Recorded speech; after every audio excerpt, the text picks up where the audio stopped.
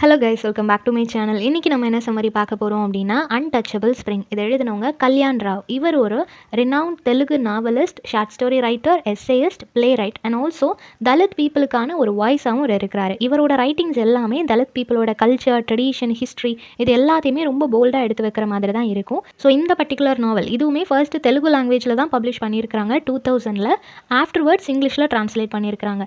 ஆந்திர பிரதேஷில் இருக்கக்கூடிய ஒரு small rural ஏரியாவில் 5 ஜென்ரேஷனாக தலித் பீப்புள் இருப்பாங்க இல்லையா, அவங்களோட லைஃப்பை வந்து ரிஃப்ளெக்ட் பண்ணுற மாதிரி இருக்கும். இதை ஒன் லைனில் சொல்லணும் அப்படின்னா, இந்த நாவலில் ஒரு 5 ஜென்ரேஷன் ஆஃப் மென் வந்துட்டு அவங்களோட லைஃப்பில் இப்போ ஒரு கம்யூனிட்டி கண்டினியூஸாக அவங்கள டாமினேட் பண்ணப்படுறாங்கன்னு வச்சுக்கோங்களேன்.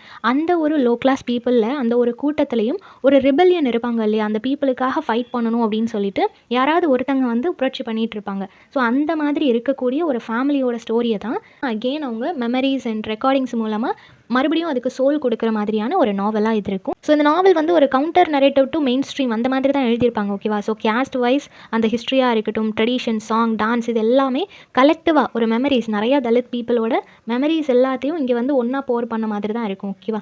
ஸோ ஒரு ப்ராப்பரான ஸ்ட்ரக்சரில் கொடுத்துருக்க மாட்டாங்க, சாப்டர் வைஸ் டிவைட் பண்ணியிருக்க மாட்டாங்க. So fiction, biography, oral story telling, musical tradition, folklore, political history இந்த மாதிரி எல்லாமே பிளெண்ட் ஆன மாதிரி தான் இந்த பர்டிகுலர் நாவல் வந்து ப்ரெசென்ட் பண்ணியிருக்கிறாங்க. ஓகே, கேரக்டர்ஸ் பார்த்துடலாம். ரூத் இவங்க தான் மெயின் கேரக்டர். ஓகேவா? இவங்க தான் நேரேட்டர். இவங்களோட ஹஸ்பண்ட் ரியூபன். தென் ரியூபனோட கிராண்ட் ஃபாதர் எல்லனா அப்படின்றவர் வந்து ஒரு மலா சிங்கராக இருப்பார் அண்ட் ஆல்சோ ஆர்டிஸ்ட்டும் கூட. ஓகேவா? தென் பூதேவி அப்படின்றவங்க எல்லனாவோட ஆண்ட், அதாவது அவங்களோட அம்மா வழி சைடில் அவங்களுக்கு ஆண்ட். ஸோ மேபி அவங்களோட சித்தியாக இருக்கலாம். நெக்ஸ்ட்டு சுபத்ரா அப்படின்றவங்க எல்லனா இருக்கிறார்களே அவரோட ஒய்ஃப், ரொம்பவே ஸ்ட்ராங்கான ஒரு விமன் இவங்க. தென் நாகனா அப்படின்றவங்க வந்துட்டு எல்லனாவுக்கு இந்த ட்ரெடிஷ்னல் டான்ஸை வந்து சொல்லி கொடுத்தவங்க. அவர் ஒரு ஆர்டிஸ்ட்டாக மாறி இருக்கிறாரு அப்படின்னா அதுக்கு இவங்களும் ஒரு முக்கியமான ரீசனாக இருந்திருக்கிறாங்க. தென் சிவையா அப்படின்றவங்க யாருன்னா எல்லனாவோட சன். எல்லனா அண்ட் ஆல்சோ சுபத்ரா இவங்க 2 பேருக்கும் பிறந்த பையன் தான் இந்த சிவையா அப்படின்றவங்க. தென் இமானுவேல் அப்படின்றவங்க ரியூபன் அண்ட் ஆல்சோ ரூத் அவங்க 2 பேருக்கும் பிறந்த பையன். ஜெஸ்ஸி இவங்க வந்து இமானுவேலோட சன். ஓகேவா? தென் ஜெஸ்ஸி அப்படின்றவங்களோட பார்ட்னர் ரூபி. ஸோ ஒரு ஓல்டு லேடியாக ரூத் வந்து அந்த ஹிஸ்ட்ரியை அகெயின் கொண்டு வரணும் அப்படின்னு சொல்லி நினைக்கிறாங்க. ஓகே, சம்மரி பார்த்துடலாம். நான் வந்து உங்களுக்கு ஜென்ரேஷன் பை ஜென்ரேஷன் அவங்களோட நரேஷனை கொடுத்துருக்குறேன். ஓகேவா? ஸோ ஃபர்ஸ்ட் வந்து ரூத் தான் ஸ்டார்ட் பண்ணுறாங்க. ரூத் அண்ட் ரியூபன் அவங்களோட நரேஷன். ரியூபன் வந்து ஸ்டார்டிங்லேயே இறந்து போயிடுறாங்க. இருந்தாலும் அவரோட ஃபேமிலியை பற்றி நிறையவே ரூத் கிட்ட அவங்க சொல்லியிருப்பாங்க.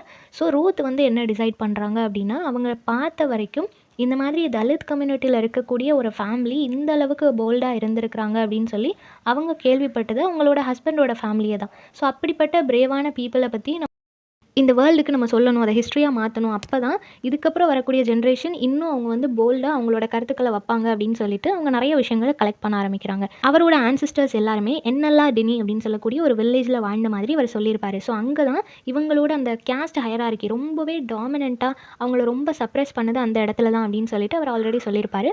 அவங்களோட ஃபர்ஸ்ட் ஜென்ரேஷன், ரியூபனோட ஃபர்ஸ்ட் ஜென்ரேஷன் வாழ்ந்தது அங்கே தான். அங்கேருந்து தான் அவங்களோட ஜென்ரேஷன் வந்து பில்ட் ஆகிருக்கும். ஓகேவா? ஸோ ரூத் வந்துட்டு இதில் ஒரு நீட்டான ஃப்ரேம் ஒர்க்கை க்ரியேட் பண்ணணும் அப்படின்னு சொல்லி நினைக்கிறாங்க. எல்லா ஜென்ரேஷனோட ஸ்டோரிஸையும் இதில் கவர் பண்ணணும்னு நினைக்கிறாங்க. So both narrator and also guardian of memories, எல்லா மெமரிஸையும் அவங்க திரும்ப கொண்டு வரணுன்றது மட்டும்தான் அவங்களோட எய்மாக இருக்குது. இந்த நரேஷன் மூலமாக கிறிஸ்டியானிட்டி, கம்யூனிசம், அம்பேத்கரோட அந்த ஒரு பிலீஃப்ஸாக இருக்கட்டும், இந்த மாதிரி நிறைய விஷயங்களை அவங்க வெளியே சொல்லணும்னு நினைக்கிறாங்க. தலித் பீப்புள்னாலே அவங்க சஃபரிங்ஸ் மட்டும்தான் அனுபவிச்சாங்க அப்படின்ற அந்த ஒரு ஐடியாலஜி மாறி அப்பர் கிளாஸுக்கு அகேன்ஸ்டாக கொஷின் பண்ணவங்களும் இருக்கிறாங்கன்ற அந்த ஒரு தாட் வரணுன்றதுக்காக தான் இவங்க அந்த மெமரிஸ் எல்லாத்தையும் கலெக்ட் பண்ணிட்டு இருக்கிறாங்க. இப்போ எல்லனா கிட்டேருந்து ஸ்டார்ட் பண்ணுறாங்க. எல்லனா தான் அந்த ஃபேமிலி ட்ரீல ஃபர்ஸ்ட் இருக்கிறாரு. அவர் வந்து ஒரு பாவர்ட்டியில் இருக்கக்கூடிய தலித் கம்யூனிட்டியை சேர்ந்த ஒரு ஃபேமிலியில் தான் அவர் பிறக்கிறாரு. ஸோ அங்கே வந்து இவங்களுக்கு வீடு கிடையாது, எந்த ஒரு ரைட்ஸும் கிடையாது, சோஷியல் டிக்னிட்டி கிடையாது, ஈவன் அவங்கள ஒரு ஹியூமனாக கூட மதிக்க மாட்டாங்க. அந்தளவுக்கு வர்ஸ்டான ஒரு கண்டிஷனில் தான் அவர் ஒரு குழந்தையாக வளர்றாரு. வெரி சூன் அவரோட பேரண்ட்ஸ் வந்து இறந்து போயிடுறாங்க. ஸோ அவரோட ஆண்ட்டு தான் அவரை வளர்க்குறாங்க. பூதேவி அப்படின்னு சொல்லக்கூடிய ஆண்ட்டு தான் அவரை நல்லா பார்த்துக்கிறாங்க. அவரை ரொம்ப டேக் கேர் பண்ணிக்கிறாங்க. என்னெல்லாம் அவருக்கு வேணுமோ எல்லாமே சொல்லிக் கொடுக்குறாங்க. ஓரல் சாங்ஸாக இருக்கட்டும், டெய்லாக இருக்கட்டும், ஒரு குழந்தைக்கு என்னெல்லாம் தேவையோ, ஒரு மேனுக்கு என்னெல்லாம் தேவையோ அது எல்லாத்தையுமே அவங்க ப்ராப்பராக அவனுக்கு வந்து ஃபீட் பண்ணிகிட்டே இருக்கிறாங்க. கம்யூனிட்டி மெமரிஸையும் சொல்லிக் கொடுக்க மறக்கிறதில்ல. இப்போது தலித் பீப்புளாக இருக்கட்டும், அதே மாதிரி ஆஃப்ரிக்கன்ஸாக இருக்கட்டும், அவங்களுக்குன்னு ரைட்டிங்ஸ் வர்றதுக்கு முன்னாடி வரைக்கும் ஜென்ரேஷன் பை ஜென்ரேஷன் அவங்க ஓரல் ட்ரெடிஷன் தான் இல்லையா? ஸோ எல்லா விஷயத்தையும் பிறக்கிற குழந்தைக்கு சொல்லிக் கொடுத்துட்டே இருப்பாங்க. நம்மளோட ட்ரெடிஷன் இதுதான், நம்மளோட வழிபாடு இதுதான் சொல்லி எல்லாத்தையுமே சொல்லிக் கொடுப்பாங்க. அந்த மாதிரி இவருக்கும் நிறைய விஷயங்கள் சொல்லிக் கொடுக்கப்படுது. அந்த மாதிரி தான் இவருக்குள்ள ஒரு ஆர்டிஸ்டிக் பர்சன் வந்து கிரியேட் ஆகிறத அவர் வந்து ஃபீல் பண்ணுறாரு. ஸோ அவர் வளர வளர அவர் வந்து நிறைய நிறைய விஷயங்களை ஃபேஸ் பண்ணுறாரு. தலித் கம்யூனிட்டியை சேர்ந்தவர் அப்படின்றதுக்காக அவர் போகிற இடங்கள்ல எல்லாமே அவரை அடிக்கிறதா இருக்கட்டும், அவரை ரொம்ப இல் ட்ரீட் பண்ணுறதா இருக்கட்டும், இந்த மாதிரி நிறைய விஷயங்கள் நடக்குது. ரொம்ப கொடுமையாக என்ன நடக்குது அப்படின்னா, இவங்களோட கம்யூனிட்டி பீப்புளுக்கு வந்து தண்ணி கொடுக்க மாட்றாங்க. அப்பர் கிளாஸ் பீப்புள் எல்லாருமே எங்களோட இடத்துல வந்து நாங்கள் எடுக்கிற இந்த தண்ணியை நீங்களும் எடுக்கக்கூடாது அப்படின்னு சொல்கிறாங்க. பட் வாட்டருக்கான ஒரே ஒரு சோர்ஸாக அது மட்டும் தான் இருக்குது. ஸோ அதை வந்து எடுக்கக்கூடாதுன்றப்போ இவங்களோட கம்யூனிட்டி வந்து ரொம்ப சஃபர் ஆகுறாங்க.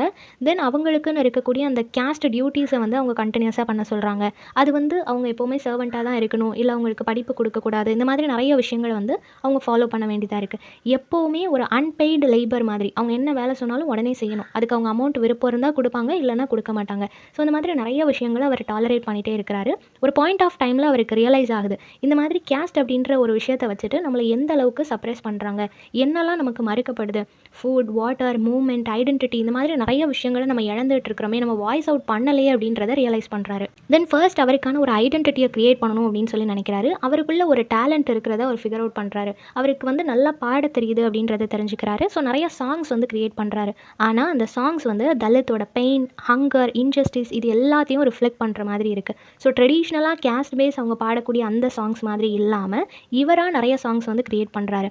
அந்த சாங் வந்து இவரோட ஹிஸ்ட்ரியோட ரிஃப்ளெக்ஷன் மாதிரி இருக்குது. ஒரு பொலிட்டிக்கல் அவேர்னஸ் மாதிரி இருக்குது. மக்களை மோட்டிவேட் பண்ணுற மாதிரி இருக்கிறதுனால அந்த பீப்புள் எல்லாருமே இவர் வந்து ஒரு ரெஸ்பெக்ட்ஃபுல்லான பர்சனாக பார்க்குறாங்க. அந்த சாங் வந்து பீப்புளுக்கான ஒரு அவேக்கனிங் மூமெண்ட்டாக இருக்குது. தென் இவருக்கு டான்ஸ் மேலே இன்ட்ரெஸ்ட் வருது. ஸோ டான்ஸை நல்லா கற்றுக்கணும் அப்படின்றதுக்காக நாகண்ணா அப்படின்றவங்க கிட்ட அந்த கல்ச்சுரல் டான்ஸை வந்து கற்றுக்குறாங்க. தென் இவருக்கு பிடிச்ச மாதிரி சுபத்ரா அப்படின்ற ஒரு பொண்ணை வந்து மேரேஜ் பண்ணிக்கிறாங்க. அவங்க மேரேஜ் பண்ணுறதுக்கான ரீசன் ரொம்பவே ஸ்ட்ராங்கான ஒரு பர்சன். இவரை மாதிரியே அவங்களும் இந்த கேஸ்ட் சிஸ்டம்க்கு அகெயின்ஸ்டாக இருக்கிறாங்க. இந்த கேஸ்ட் ரெஸ்ட்ரிக்ஷன்ஸ் எல்லாத்தையும் ரிஜெக்ட் பண்ணக்கூடிய ஒரு பர்சனாக இருக்கிறாங்க. ஸோ இவரோட அந்த வைப்பில் இருக்கிறதுனாலே இவர் வந்து அவங்கள மேரேஜ் பண்ணிக்கிறாங்க. ரெண்டு பேரும் ஒன்றா சேர்ந்து ஒரு நியூ லைஃப்பை நம்ம க்ரியேட் பண்ணணும், இந்த பாவர்ட்டி, சோஷியல் வைலன்ஸ் இதெல்லாம் இல்லாத ஒரு கண்ட்ரியை க்ரியேட் பண்ணணும் அப்படின்னு சொல்லிட்டு ஒன்றா சேர்ந்து நிறைய ஆக்ட் எல்லாமே பண்ணுறாங்க. ஃபர்ஸ்ட் அவங்க பண்ணுறது என்ன அப்படின்னா, வாட்டர் தரமாட்டேன்னு சொன்னாங்க இல்லையா, அதுக்கு அகேன்ஸ்டாக அவங்க ஃபைட் பண்ணுறாங்க. அவங்களுக்கான தண்ணியை வந்து டிவைட் பண்ணி எடுத்து கொண்டு வந்துட்டாங்க.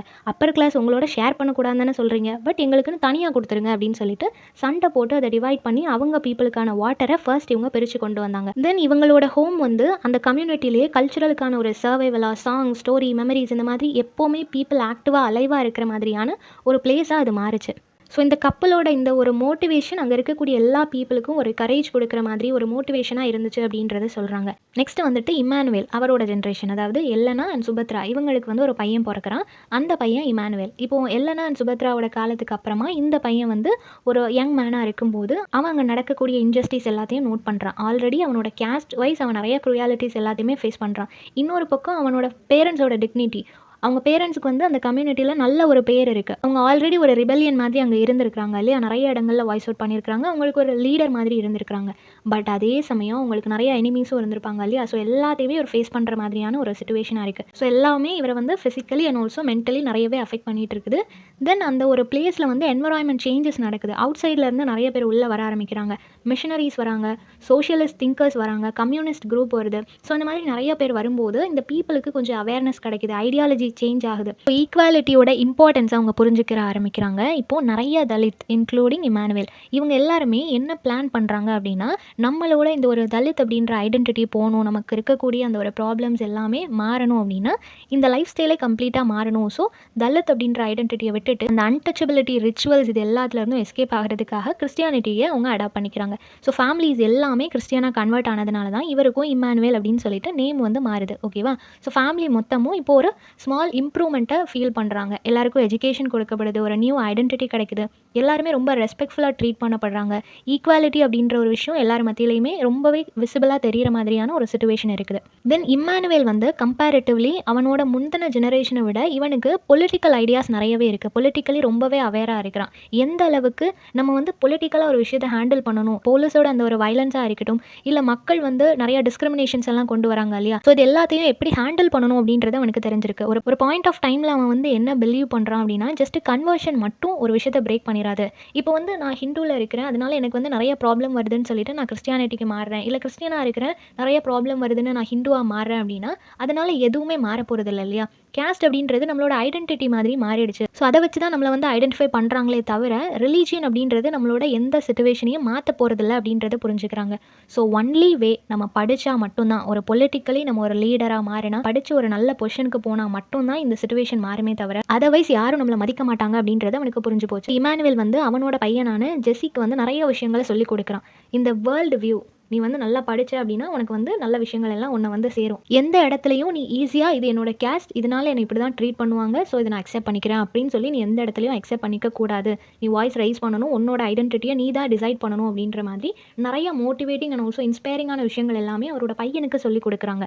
ஸோ இதுக்கு முன்னாடி இந்த ஜென்ரேஷனை விட இந்த ஜென்ரேஷனில் பயங்கர ஒரு டிரான்சிஷன் இருக்கிறத இவங்களால ஃபீல் பண்ண முடியுது. நெக்ஸ்ட்டு ஜெஸியோட ஜென்ரேஷன். இவர் வந்து இமானுவேலோட சன் இல்லையா?